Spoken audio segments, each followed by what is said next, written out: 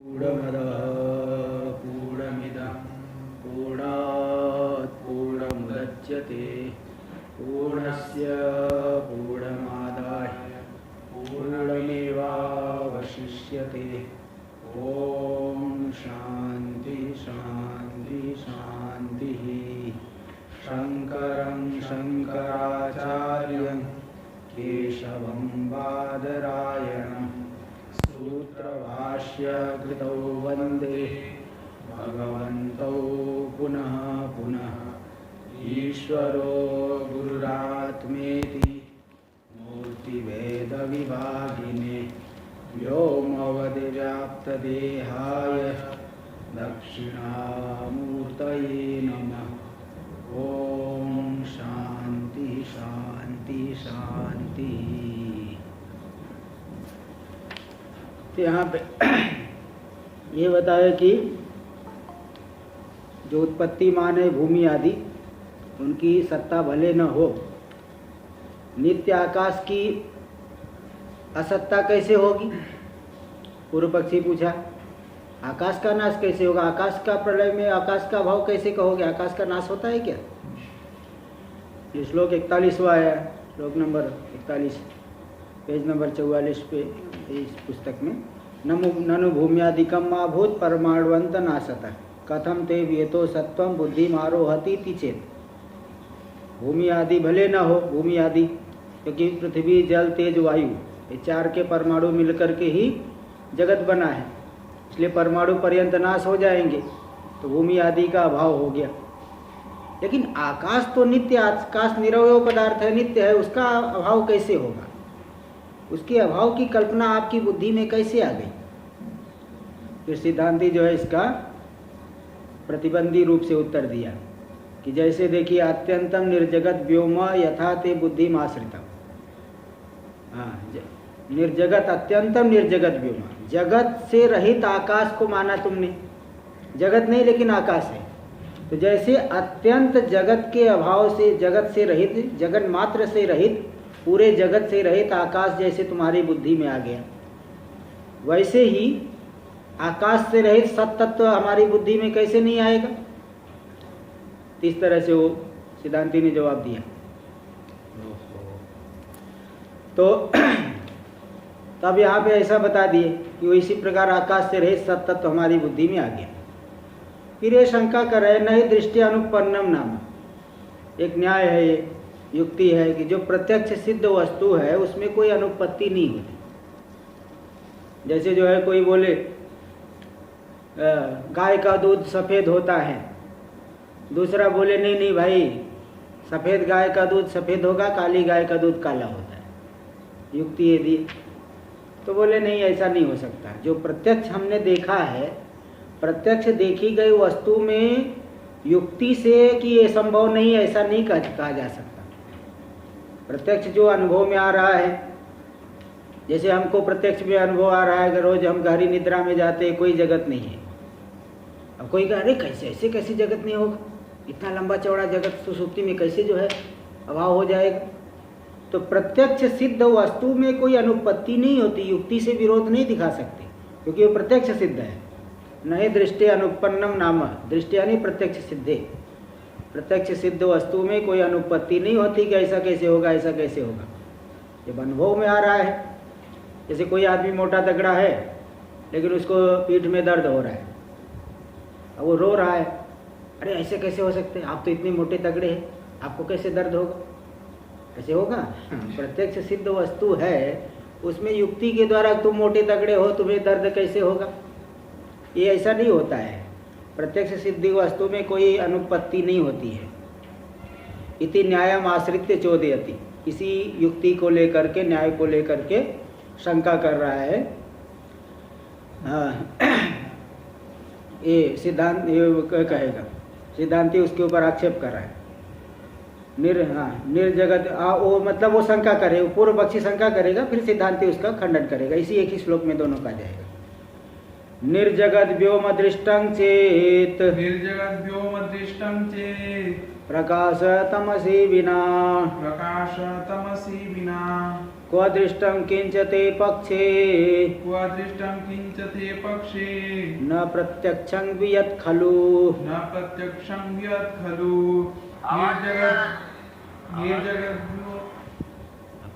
निर्जगद्व्योम दृष्टं चेत् प्रकाशतमसि विना क्व दृष्टं किंच ते पक्षे न प्रत्यक्षं वियत् खलु। देखिए यहाँ शंका करने वाला नैयायिक है।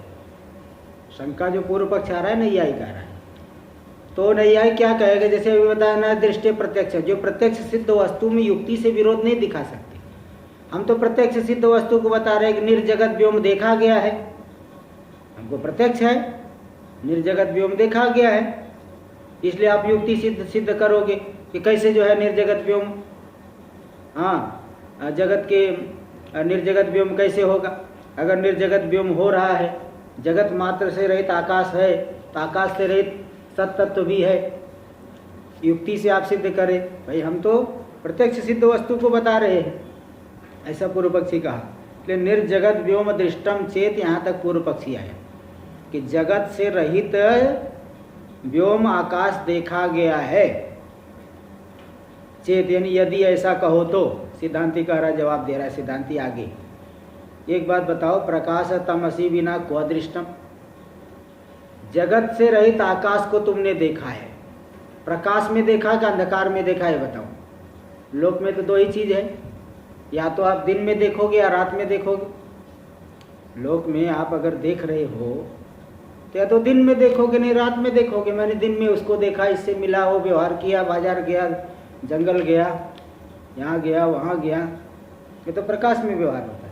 और कोई कोई व्यवहार रात्रि में उठा, मुझे कुछ नहीं दिखाई पड़ा, मैं वहाँ गिर गया, फिर वहाँ पे एक रस्सी जो है हाथ से मैंने पकड़ा, ये सब जो है तो मतलब ये व्यवहार ये होता है कि या तो प्रकाश में होगा अंधकार अथवा अंधकार में होगा। तो अगर तुमने जगत से रहित आकाश को देखा है तो प्रकाश में देखा कि अंधकार में देखा। प्रकाश में तो नहीं कह सकते क्योंकि प्रकाश तो तेज है। आप कह रहे हो पूरे केवल आकाश है, पृथ्वी जल तेज वायु नहीं है, ऐसा कह रहे हो। तो प्रकाश में देखा तुमने जगत आकाश को, ऐसा तो नहीं कह सकते, वो तो तेज में आ गया। और फिर आप कहोगे कि नहीं अंधकार में देखा, तो अंधकार को भी वेदांती लोग एक अलग पदार्थ मानते हैं।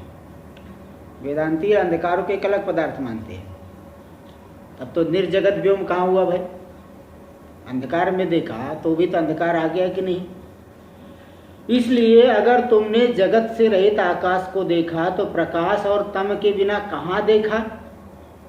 और दूसरी बात, किंच ते पक्षे न प्रत्यक्षं वियत खलु, तव पक्षे, तुम्हारे मत में आकाश का प्रत्यक्ष नहीं होता। नैयायिक लोग आकाश का प्रत्यक्ष नहीं मानते, वेदांत में साक्षी प्रत्यक्ष मानते हैं, साक्षी के द्वारा। इसलिए नैयायिक लोग जो जैसे ये कहा जाएगा ना वो पक्षी उड़ रहा है उधर आकाश में, पक्षी उड़ रहा है, तो पक्षी की अधिकरण रूप से कौन दिख रहा है?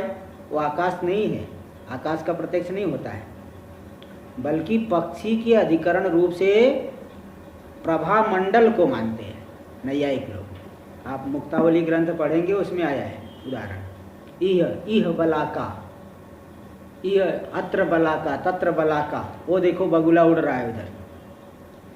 तो मतलब वो पक्षी के अधिकरण रूप से आकाश नहीं बल्कि प्रभा मंडल को माना गया न्याय मत में, क्योंकि न्याय मत में आकाश का प्रत्यक्ष नहीं मानते, आकाश का प्रत्यक्ष वो लोग नहीं स्वीकार करते। इसलिए जब तुम्हारे पक्ष में आकाश प्रत्यक्ष ही नहीं है तो आप ऐसा कह सकते हो क्या कि जगत से रहित मैंने आकाश को देखा?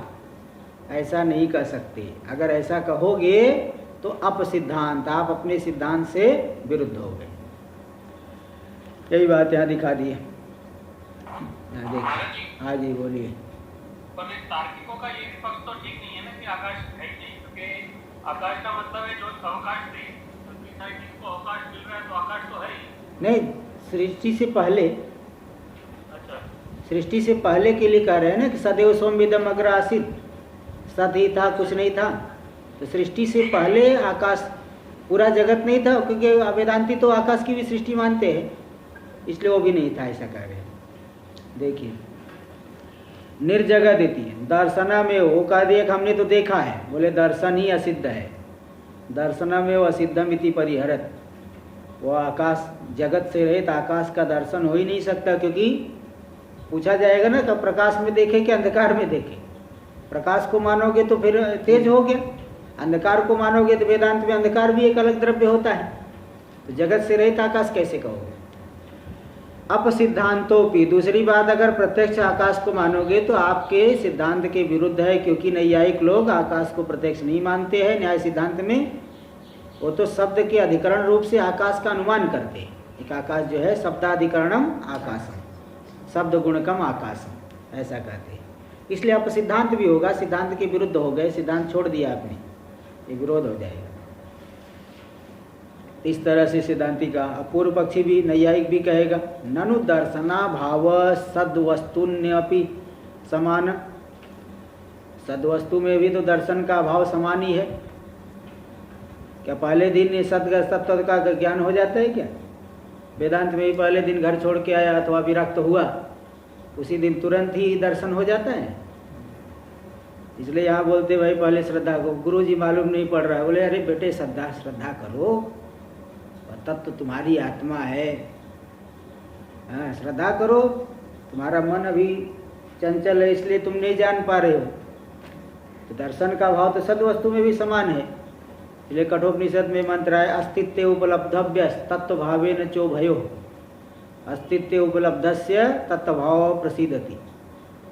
पहले तो इस आत्मा को अस्थि स्वरूप से जानना चाहिए, श्रद्धा करनी चाहिए कि हाँ जैसा शास्त्र में बताया गया वो है। जैसे स्वर्ग की प्राप्ति के लिए याग करते हैं तो पहले नहीं कहते पंडित जी से पहले मुझे स्वर्ग दिखा दो फिर मैं याग करूँगा। ऐसा नहीं भाई, श्रद्धा करो, तुम्हें याग के बाद वो तो मरने के बाद स्वर्ग मिलेगा, मृत्यु के बाद सदगति होगी। इसलिए श्रद्धा की जरूरत वहाँ होती है। ऐसे यहाँ पे आत्म तत्व को जानना है तो पहले श्रद्धा करनी पड़ती है। आप लोग श्रद्धा का ही उपदेश देते हो। इसलिए दर्शन का भाव तो सद्वस्तु में भी समान है। सद्वस्तु का कहाँ दर्शन हो रहा है बताओ? इत्याशंक्य, ऐसी आशंका का उत्थापन करके बता रहे नहीं सतः सर्वानुभव सिद्धत्वा, सत्तत्व तो सभी के अनुभव के द्वारा सिद्ध है। समाधि दशा में वैसे भी और भी ध्यान करें तो सभी के साक्षी रूप से वह सिद्ध है। जब हम कहते हैं कि मेरी बुद्धि ठीक नहीं है, मेरा मन ठीक नहीं है, तो जान करके बोल रहे कि नहीं जान के बोल रहे? जान करके बोल रहे। इसलिए सबके साक्षी रूप से सद्वस्तु का अनुभव होता है। इसलिए सद्वस्तु का अनुभव नहीं है ऐसा नहीं कह सकते। मैं वह एवं माँ वदत, ऐसा मत बोलो कि सद्वस्तु का दर्शन नहीं होता। 44वां श्लोक दिखा रहे हैं। सद्वस्तु शुद्धं त्वस्माभिर्, सद्वस्तु शुद्धं त्वस्माभिर् निश्चितैरनुभूयते, निश्चितैरनुभूयते तूष्णीं स्थितौ न शून्यत्वं, तूष्णीं स्थितो न शून्यत्वं शून्यबुद्धेश्च वर्जनात्, शून्यबुद्धेश्च वर्जनात् सद्वस्तु शुद्धं त्वस्माभिर् निश्चितैरनुभूयते तूष्णीं स्थितो न शून्यत्वं शून्यबुद्धेश्च वर्जनात्। सद्वस्तु शुद्धम तो अस्माभिर् निश्चितै अस्माभिः शुद्धम सद्वस्तु तूष्णीं स्थितौ अनुभूयते। एक वाक्य हुआ जो हम लोग निश्चित है, सत्तत्व में निश्चित है, ऐसे निश्चित हम लोगों के द्वारा तूष्णीं स्थिति में, समाधि काल में, समाहित दशा में शुद्ध सद्वस्तु हम लोगों के द्वारा अनुभव में आता है। तो न शून्यत्व, शून्यत्व नहीं, क्योंकि शून्य बुद्धि का तो वर्जन हुआ है। भाई कोई भी वेदांत साधना करेगा प्रारंभ से क्या बताया जाएगा? प्रारंभ से तो सबसे पहले यहाँ विवेक से आरंभ होगा। विवेक क्या है? क्या है विवेक? नित्यानित्य वस्तु विवेक। नित्य क्या है? एक अद्वितीय एक ब्रह्म ही नित्य है, और यहाँ से लेकर के पूरा ब्रह्मलोक पर्यंत सब अनित्य है। यहीं से तो आरंभ होगा। इसके बाद वैराग्य, उस आत्मा को जानना है तो वैराग्य चाहिए, समाधि संपत्ति चाहिए, मोक्षा होनी चाहिए। साधन चतुष्टय संपन्न होने के बाद, है ना, विवेक वैराग्य से युक्त होकर के परीक्ष लोकान कर्म चितान ब्राह्मणों निर्वेदम आया सगुरु मेवाभिगच्छेत समित पाणी श्रोत्रियम ब्रह्मनिष्ठम, लोगों की परीक्षा करके श्रोत्रिय ब्रह्मनिष्ठ गुरु के पास जाए और जा करके वहाँ क्या घास उखाड़ेंगे, वहाँ भी तो तत्व का ही निर्णय करेंगे। शून्य को जानने के लिए क्या जा रहे गए हैं क्या? वहाँ भी जा करके फिर वो श्रुति स्मृति और दर्शन प्रस्थान त्रयी। पहले तो सबसे बड़ा प्रस्थान है श्रुति प्रस्थान। उपनिषद 10 उपनिषद भाष्य टीका के आधार पे अध्ययन करेंगे। स्मृति जो है गीता का अध्ययन करेंगे। गीता में भी उपनिषद का सार है। और ब्रह्मसूत्र दर्शन प्रस्थान अथा तो ब्रह्म जिज्ञासा, वहाँ से आरंभ करके अनावृत्ति शब्दात वहाँ तक पूरा जो है, पूरा का पूरा ब्रह्मसूत्र भी अद्वितीय तत्व में ही उसका पर्यवसान हुआ है। पूरे शास्त्र का ये बात बता रहा है। इसलिए वेदांत साधना में कहीं भी शून्य है ऐसा नहीं कहा गया है। एक अद्वितीय तत्व है जो सबकी आत्मा है, सबका स्वरूप है, पूरा जगत उसमें कल्पित है। इसलिए शून्यत तो नहीं, यहाँ पे शून्य रूपता नहीं है। सद्वस्तु का अनुभव नहीं हो रहा है ऐसा नहीं कह सकते। और पूर्व पक्षी क्या कर रहा है, जब हम गहरी समाधि में जाएंगे तो कुछ तो नहीं मालूम पड़ता। अगर मालूम पड़ेगा तो द्वैत हो गया। आप कह रहे सत का ज्ञान अद्वितीय, वहाँ तो कुछ नहीं मालूम पड़ रहा है। अगर आप अलग से जान रहे हो तो द्वैत हो गए, इसलिए वहाँ शून्य है। तो यहाँ सिद्धांतिकरण ने शून्य नहीं, वो सबका साक्षी है। इसलिए तूष्णीम स्थिति में हम उस समाधि काल में जो हम लोग तत्व में निश्चित लोग हैं, तत्व का निश्चय कर लिए, उनके द्वारा सद्वस्तु का स्वरूपत्वेन अनुभव किया जाता है। शून्यत्व नहीं, शून्य रूपता नहीं, क्योंकि शून्य बुद्धेश्च वर्जनात्। आरंभ में वेदांत साधना से लेकर के निर्विकल्पक समाधि तक कहीं भी शून्य बुद्धि नहीं बताई गई है। शून्य बुद्धि का सर्वत्र वर्जन किया गया है, निषेध किया गया है। इसलिए शून्य नहीं, शून्य सद्वस्तु का अनुभव होता है। टीका में देख लीजिए, दे रहे हैं।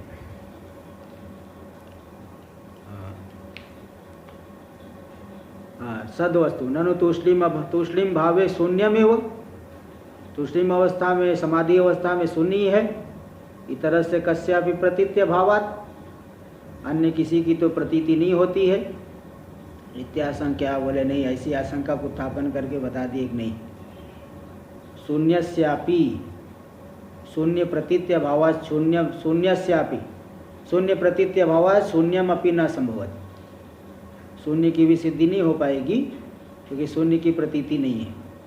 शून्य की भी प्रतीति नहीं है, इसलिए शून्य भी संभव न शून्यत्वम। इसलिए उस तत्व का अनुभव होता है। इसलिए महिम्न में भी वो श्लोक आया है इसका, मन प्रत्यक्षित्ते सविदमवधायात्तमरुतः प्रारिष्यद्रोमाण प्रमदसलिलोत्संगितदृश यदा लोक्याह्लादं हृदयैव निमज्यामृतमये ददत्यन्तस्तत्त्वं किमपि यमिनस्तत्किल भवान्। यमी लोग, यम योग करने वाले, योग साधना ज्ञान साधना करने वाले समाधि दशा में जिस तत्व का ऐसा लग रहा है आनंद के सागर में निमग्न हो गए हैं, उस निमग्न हो करके जिस तत्व का अनुभव करते हैं वह आप ही हो, यानी शिव परमात्मा आप ही हो। महिम्न में भी देखो बता दी, शून्य थोड़ी बताया गया, शून्य का नहीं। इसलिए तत्व का अनुभव होता है। तीसरा न शून्यत्व। समाधि, यहाँ चुप रहने से मतलब समाधि दशा। तूष्णीम का मतलब है कि सभी इंद्रियां जब शांत हो गई है। इसका मतलब ये नहीं कि ऊपर से शांत बने बैठे और अंदर ही अंदर दुनिया भर का मनन कर रहे हो, दुनिया भर का चिंतन कर रहे हो। उसको तूष्णीम स्थिति नहीं करेंगे। मनोराज्य करने को तूष्णीम स्थिति नहीं करते, समाधि दशा। चलिए देखिए। हाँ जी बोलिए। गीता में जो अर्जुन चुप हो जाता है तो उसको तूष्णीम बोला है ना? तूष्णीम वो शाब्दिक अर्थ यहाँ का प्रसंग वश अर्थ लीजिए ना। तूष्णीम का मतलब शांत, तो बहुत प्रकार से शांत तो बच्चा भी हो जाता है, थोड़ा सा खिलौना दे दिए तो शांत हो गया, तो उसको समाधि दशा ले लेंगे क्या? वहाँ की शांति अलग है, यहाँ की शांति अलग है। नहीं तो फिर तो चॉकलेट खा के शांत हो जाओ आप लोग भी, क्या है वेदांत साधना क्या जरूरत? चॉकलेट लो, कैडबरी लाओ और खा के शांत हो जाओ, क्या इसमें कौन सी बड़ी बात है? चलिए देखिए आगे। इसलिए यहाँ कैडबरी खाने से शांति नहीं मिलेगी। ननु तरी सद्बुद्ध्या भावा सत्वों भी न घटते। बोले अगर शून्य बुद्धि नहीं रहे है इसलिए शून्यत्व का सिद्धि नहीं हुई, तो सद्बुद्धि भी तो नहीं है। सद्बुद्धि अलग से है क्या? सद अलग है, आप अलग है, ऐसा नहीं है। तो सद्बुद्धि भी नहीं होने से सत्व भी नहीं घटेगा, सत्तत्व का अनुभव नहीं घटता है। इति संकते। ये थोड़ा निखनन न्याय से पूरी तरह से कोई भी जो है संदेह न रहे, इसलिए अच्छी प्रकार से हिला हिला के थोड़ा निखनन न्याय से पूरा एकदम दृढ़ कर रहे हैं कि मतलब किस रूप से अनुभव होता है, ये सब स्पष्ट रूप से बताने के लिए सब प्रसंग ला रहे हैं। तो अब इसको 45वां श्लोक देखिए। सद्बुद्धिरपि चेन्नास्ति सद्बुद्धिरपि चेन्नास्ति मास्त्वस्य स्वप्रभत्वतः निर्मनस्कत्व साक्षित्वात् निर्मनस्कत्व साक्षित्वात् सन्मात्रं सुगमं नृणाम् सद्बुद्धिरपि चेन्नास्ति मास्त्वस्य स्वप्रभत्वतः निर्मनस्कत्व साक्षित्वात् सन्मात्रं सुगमं नृणाम्। सद्बुद्धिरपि चेन्नास्ति, बोले सद्बुद्धि भी तो नहीं है। अगर समाधि दशा में शून्य का अनुभव नहीं हो रहा है तो सद का भी तो अनुभव नहीं हो रहा है। तो सिद्धांति कह रहा है मास्तु, मत होने दो, वो कोई विषय बना के थोड़ी अनुभव होगा। आप अलग है, सत्य तो अलग है, ऐसा थोड़ी अनुभव होगा, विषय नहीं बनेगा।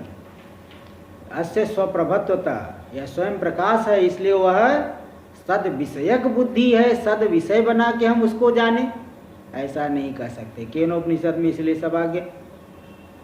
हाँ, तदेव ब्रह्म त्वं विद्धि नेदम यदिदम उपासते।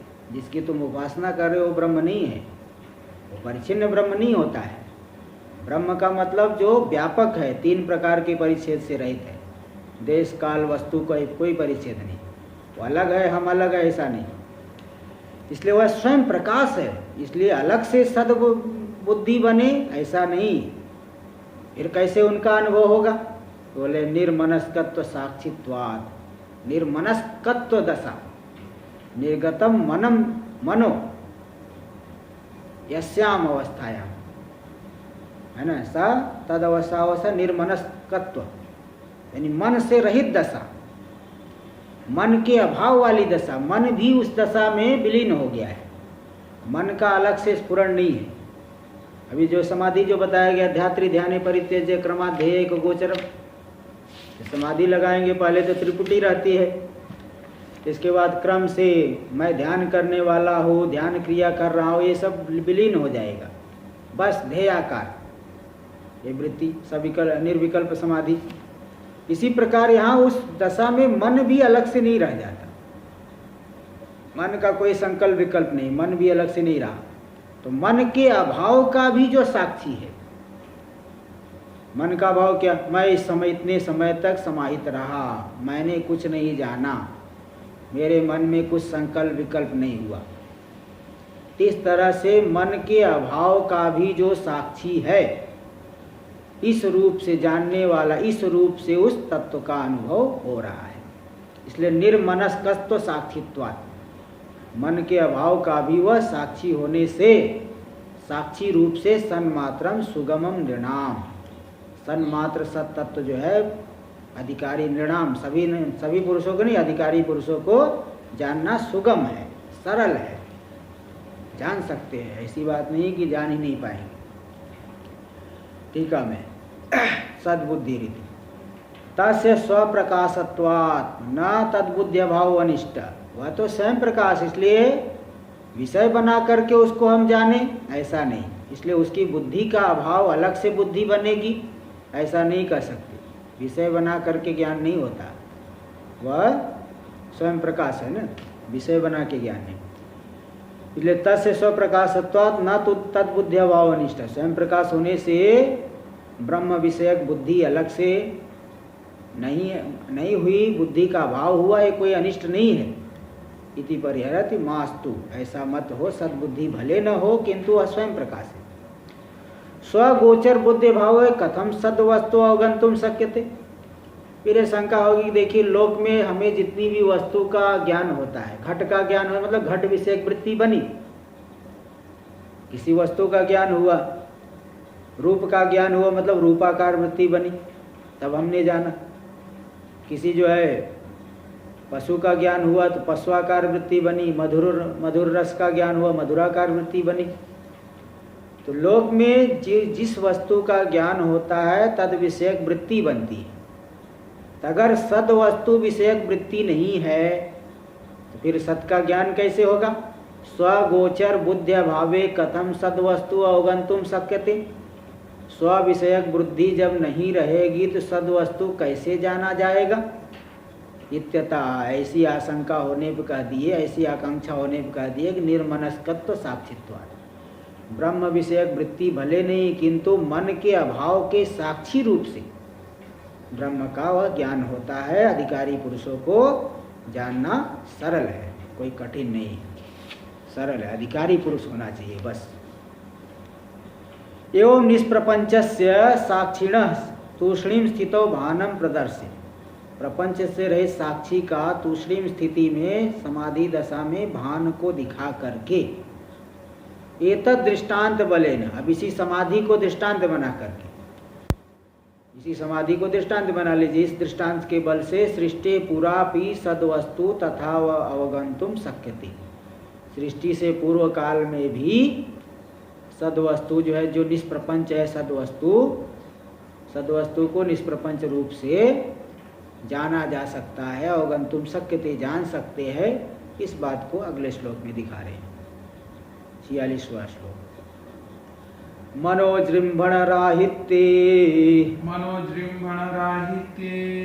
यथा साक्षी निराकुलः मायाजृंभणतः पूर्वं सत्तथैव निराकुलम् मनोजृंभण राहित्ये यथा साक्षी निराकुलः मायाजृंभणतः पूर्वं सत्तथैव निराकुलम्।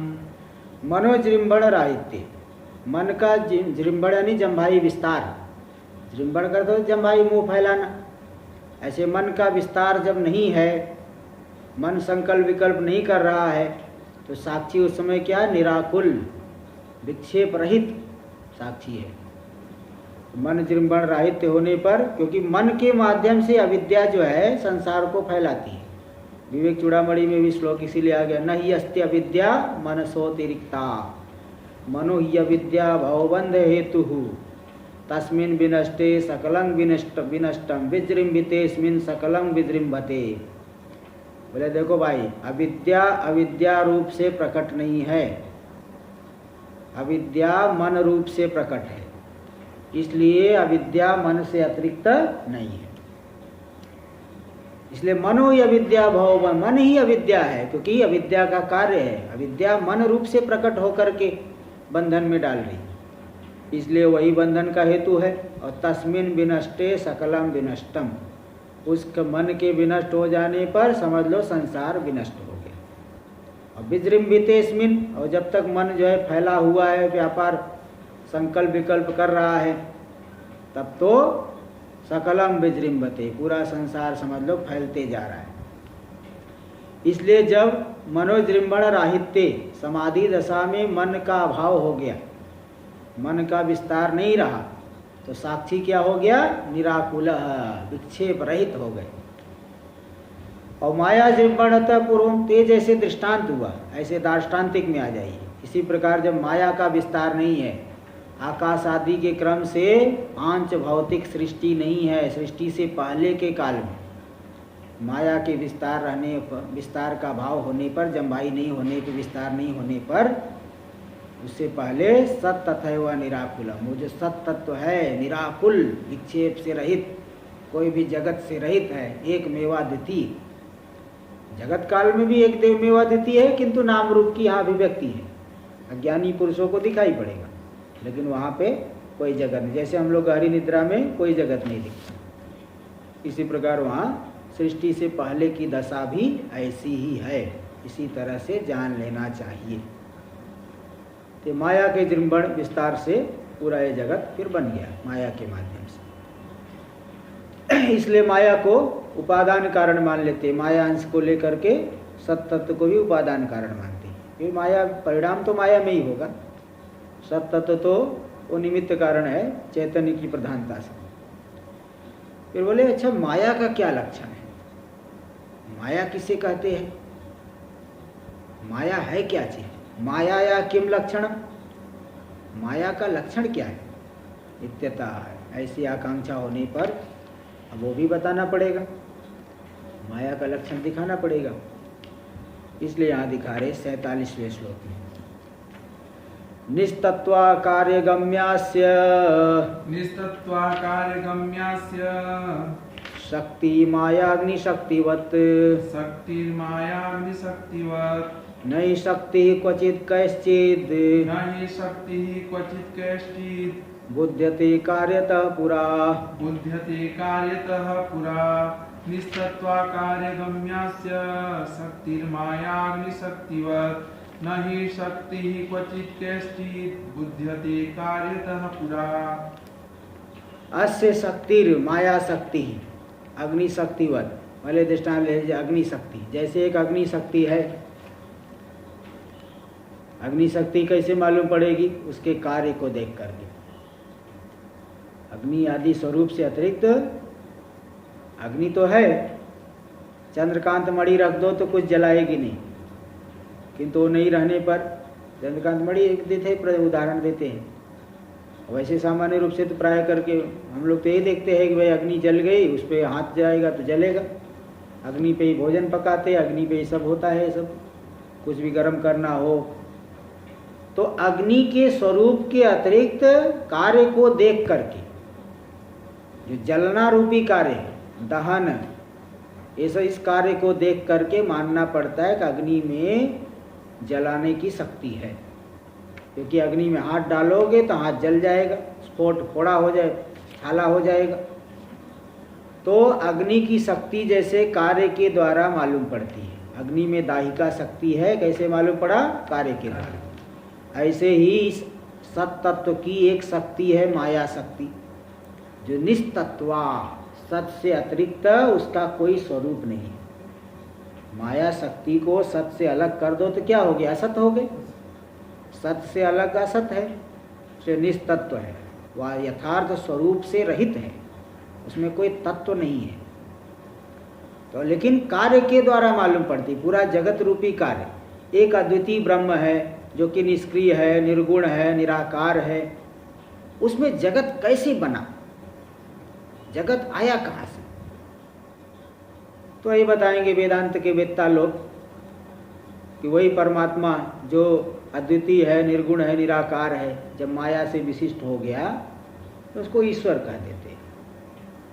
और माया में फिर जो है सृष्टि के अनुकूल इक्षण आदि होगा, परमात्मा उनका जो है सत्ता स्फूर्ति देंगे, फिर आकाश आदि के क्रम से सृष्टि हो जाती है। एक अद्वितीय ब्रह्म जो कि निष्क्रिय है, निर्गुण है, निराकार है, उससे इतना लंबा जगत कैसे बन गया, इतना बड़ा जगत। तो जगत रूपी कार्य को देख करके मानना पड़ेगा कि माया शक्ति है। तो जो यथार्थ स्वरूप से तो रहित, क्योंकि सत भी नहीं असत भी नहीं है, उभय भी नहीं है, विलक्षण है।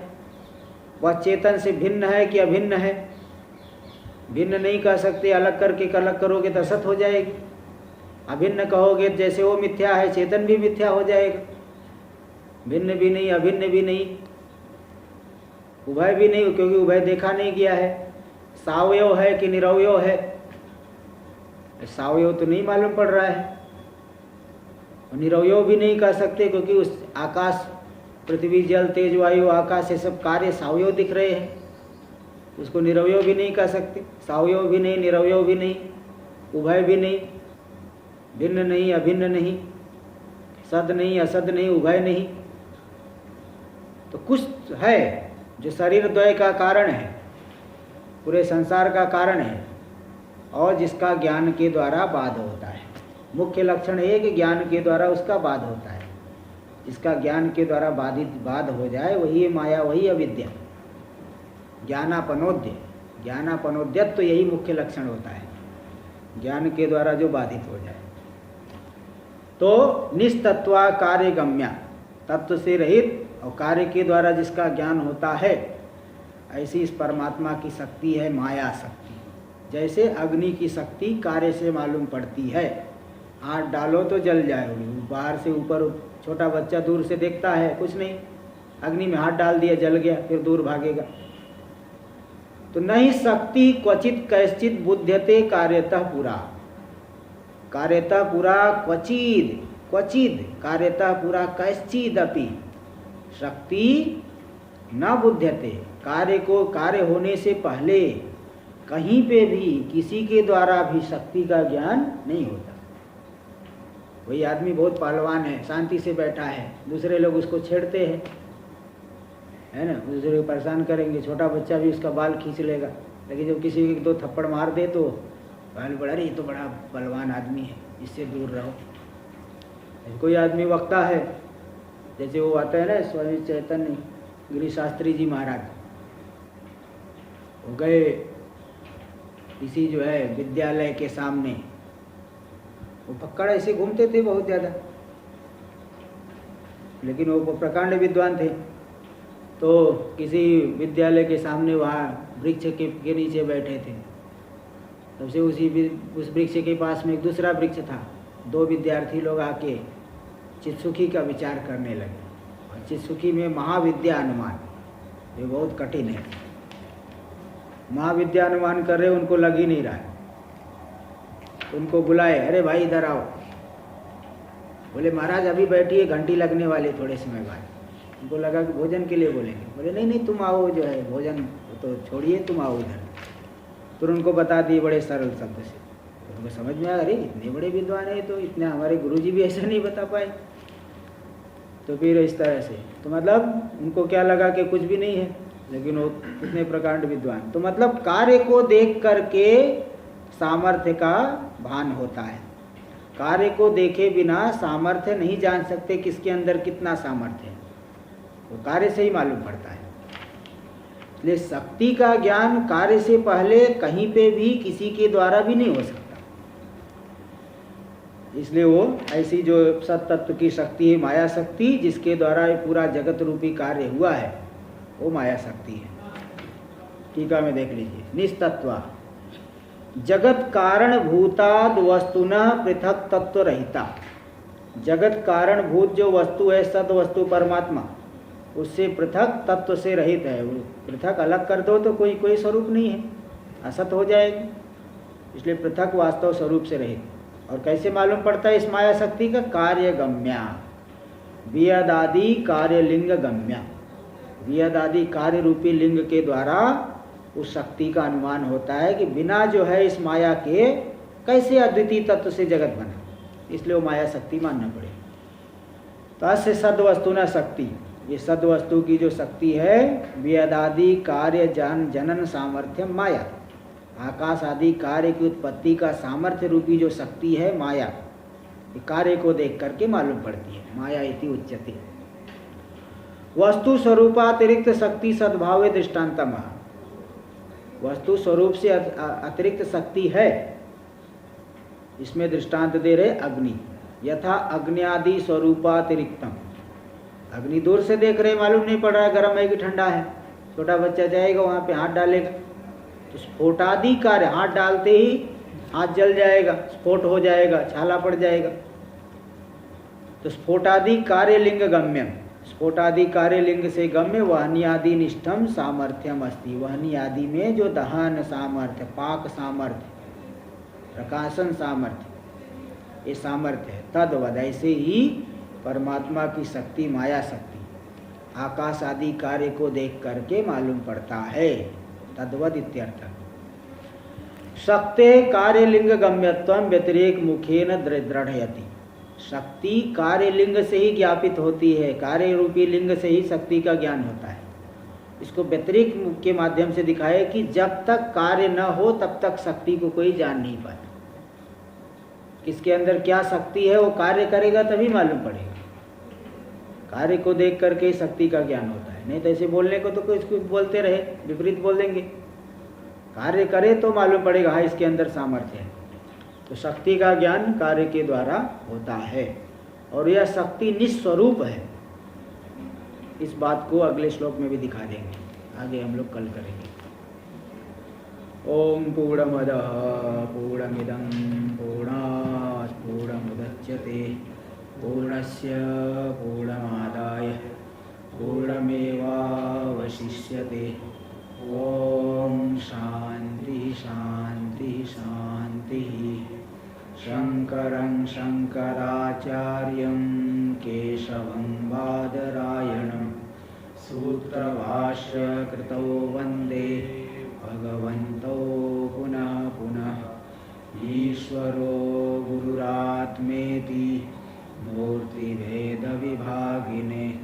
व्योमवद्व्याप्तदेहाय दक्षिणामूर्तये नमः।